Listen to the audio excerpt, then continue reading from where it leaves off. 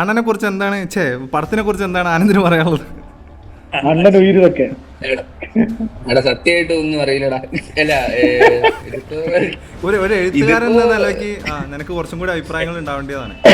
അങ്ങനെ അതായത് അല്ല ഇത് പിന്നെ സ്ഥിരം പുള്ളിയുടെ ടെംപ്ലേറ്റ് പടങ്ങളെ പോലുള്ള ഒരു പടമായിരിക്കും. പിന്നെ പുള്ളി ആദ്യം എങ്ങനെയോ പോലീസ് വരാവുന്ന നായകൻ, പിന്നെ ഒരു ഗ്രാമത്തിലേക്ക് വരുന്നു.